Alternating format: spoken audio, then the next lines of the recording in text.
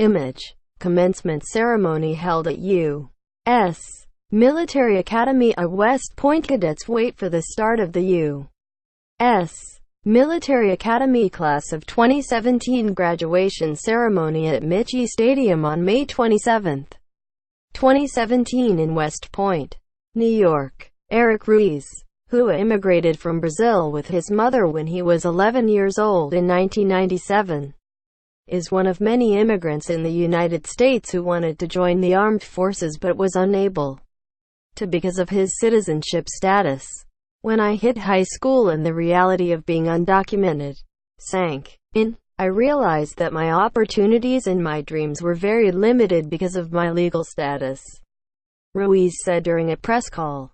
I could not join the military as I always hoped for.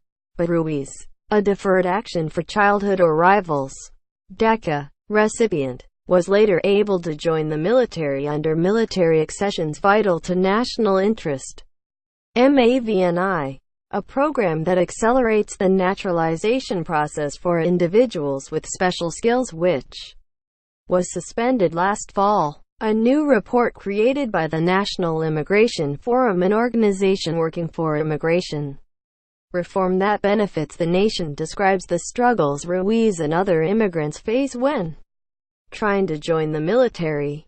It also urges Congress to reform immigration policies to make it easier for foreign-born Americans to participate in military services.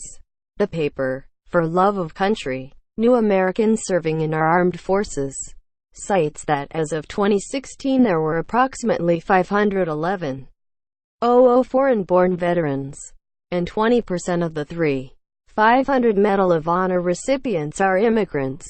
Jacinta Ma, the National Immigration Forum's Director of Policy and Advocacy, explained that the consequences of not being a U.S. citizen are very real for these foreign-born veterans. In some cases, veterans who did not naturalize during or after enlistment, they've been deported, losing not only the country that they've fought for but also the benefits they earned, such as access to the Veterans Administration, Ma said during a press call. Ma also said that without recruiting immigrants, only a small portion of the young population would make for viable recruits. The Center for Naval Analysis estimated in 2015 that only 13% of 17 to 24-year-olds in the U.S. are qualified and available to serve in the military. Ma said, this statistic means only 136,000 teenagers and young adults, or just 4%, would be willing and qualified to serve.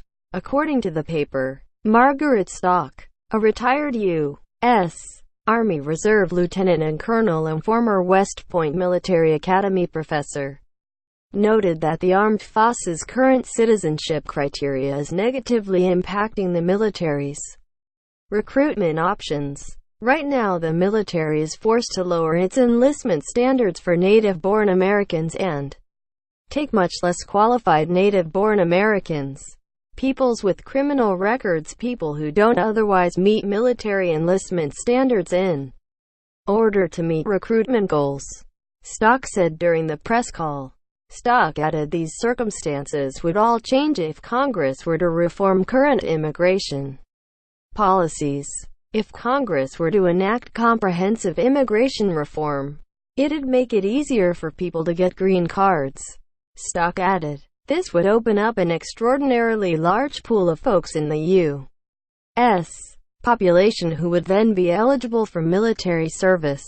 For Ruiz, this paper is a way to show the nation that immigrants are an essential part of American society. This country is my home, Ruiz lamented. This is all I've ever known for the past 20 years. I don't know any other country. I don't know any other way of life. So I hope this moves forward and people actually see the benefits that immigrants can bring into the military. Follow NBC Latino on Facebook, Twitter and Instagram.